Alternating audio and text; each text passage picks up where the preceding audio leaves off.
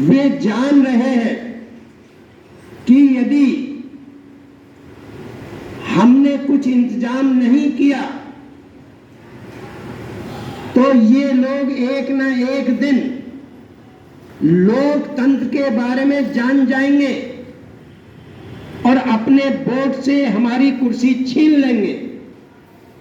इसलिए वो चारों तरफ से सामाजिक स्तर पर, आर्थिक स्तर पर, राजनीतिक स्तर पर आपको कमजोर करने में लगे हुए हैं। पूरा देश बेच दिया, हवाई अड्डे बेच दिए, रेलवे स्टेशन बेच दिए, ट्रेन बेच दी, BSNL बेच दिया, बीमा निगम बेच दिया, कुछ छोड़ा नहीं है। और दो लोगों को ही बेच दिया, अडानी और अंबानी को, और उनका सब कर्ज भी माफ कर दिया। अनिल अंबानी ने कह दिया मेरा दिवाला निकल गया, हजारों करोड़ रुपया स्टेट बैंक का माफ कर दिया। आपके माल्या लेकर के भाग गया, नीरव मोदी लेकर भाग गया, चौकसी लेकर भाग गया, और अब गौतम अडानी का जो कर्ज लेकर के उसने अपना धंधा चलाया था वो भी माफ कर दिया गया।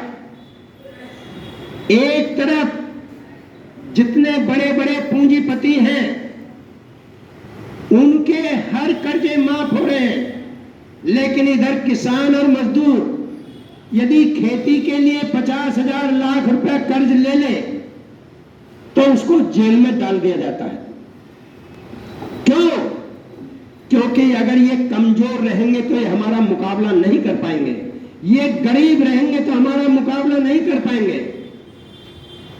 और अभी तक इस देश की आर्थिक स्थिति जो ठीक ठाक चल रही है वो किसानों के बल पर चल रही है, मजदूरों के बल पे चल रही है, वरना तो उद्योगपतियों ने तो बेड़ा गर्क कर दिया इस देश का।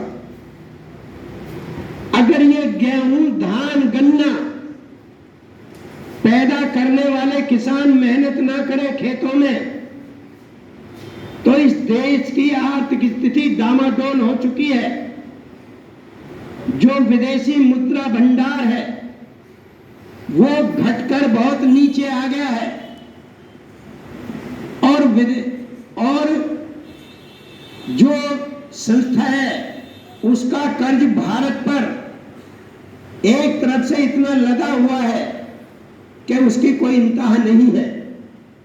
लेकिन आप लोग नहीं समझ पा रहे हो, ये लोकतंत्र के कारण जो आपको थोड़ा बहुत सम्मान मिला है, वे लोग इस देश में लोकतंत्र को समाप्त करना चाहते हैं, भारतीय संविधान को बदलना चाहते हैं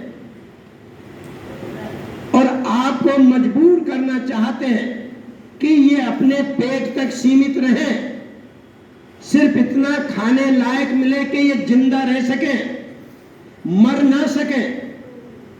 क्योंकि अगर मर गए तो फिर उनकी सेवा कौन करेगा? पूंजीपतियों की। और यदि इनका पेट भर गया तो इनका ध्यान पेट से हटकर यहां आ जाएगा और ये लोकतंत्र के माध्यम से हमारी कुर्सी छीन लेंगे। हर तरह से आपको कमजोर किया जा रहा है और ये आखिरी चांस है आपके लिए। 2024 अगर इसमें कहीं गलती से आपने गलती कर दी तो फिर 2024 के बाद आपके पास रोने के अलावा कुछ नहीं बचेगा।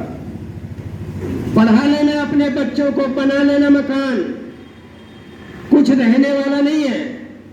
जब कैश नहीं होगा तो आप काय से खाना खरीदोगे, काय से सामान खरीदोगे?